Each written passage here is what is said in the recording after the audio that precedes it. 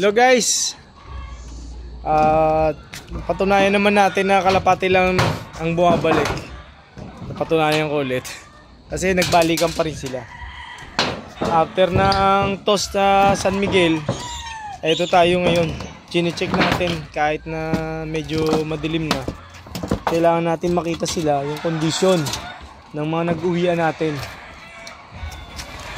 Samantalang ang ibon natin na si Miss Tapia, ang ating ang paborito ni Major Payne, ang asawa pala. Ang paborito ni Daddy Tutan, eto, magaling na ibon. Bakit ko sinabi sa'yo? Siya ang pinakabata sa 15 nating tinos. Sa mga ibon natin, siya ang pinakabata. Etong si na naka-double banded ng singsing. Pinakabata nating ibon na umuwi natin. Yan. Kaya, diyan ka na muna. Samantalang itong si Kidlat, mukhang nagdadalang itlog. Sana wag muna siya umitlog. Ayan laki na ng maga ng puwit niya. Si Kidlat po, si Thunder po, iba yung Kidlat. Yun yung nawawala, si Kidlat. Si Thunder po, ito po yung naiwang asawa ni Ovaltine. Si Ovaltine na nadisgrasya sa toss natin sa Cavite City.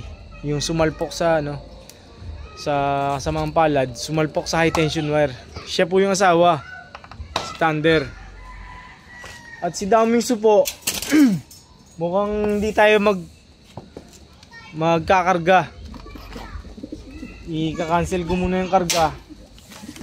Kasi nasunog po yung katawan nila sa layo ng nilipad nila. Almost 77 kilometers almost. Nawala silang total training yun Take note, walang total training ang ibon natin pero nagawa nila. Na isang kahangahangang pagkakataon na rin yun. Kasi nga nagawa pa nilang lumipad ng ganoon. At ang ating kasamaang palad nga, pero umaasa pa naman ako na babalik sila. Babalik pa rin yung ating mga ibon dahil mahal natin sila at handa tayo magsakripisyo ng ating oras, pinansyal bago sila ipasyal. Ito sila kung saan kasama na yun sa gastos. Kasi iba rin yun, bibili ka rin gasolina. Ang ating mga ibon, pinapasaya ang puso ko.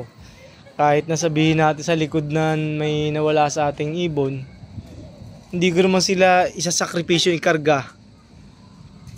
Ano ba ngayon siguro kakarga ko sila by Thursday na. Kasi sa Saturday tayo Martes, Saturday. Okay. Talagang kailangan nila sa Thursday na. Kasi malaki ang chance na tumuod lang sila. Ang mga ibon natin hindi ganun kalakas ang katawan para tumawid sa susunod na toss, parang additional na 15 kilometers. O hindi maglalaro na yun sa 85 o 90 plus kilometers tayo.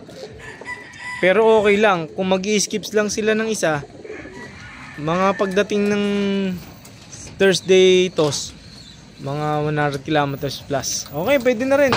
Kayang-kaya ng ibon natin yan at naniniwala tayo sa mga ibon natin. At nangangarap tayo. Siyempre, libre lang yan. Ang ating pagkakataon na to, sana pagbigyan pa yung kaning ibon natin ng magandang katawan. Malakas na pangangatawan para magampanan yung pangarap ni Daddy Tutan. At pangarap natin yun. Pangarap ng kapwa-pasir natin. At arigato gozaimasu, minasang kioskite.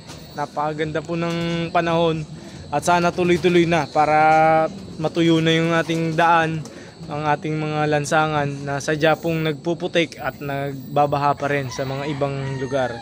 At mag-iingat po tayong lahat. Kioskite. Minasang, arigato. Shukran. Thank you so much.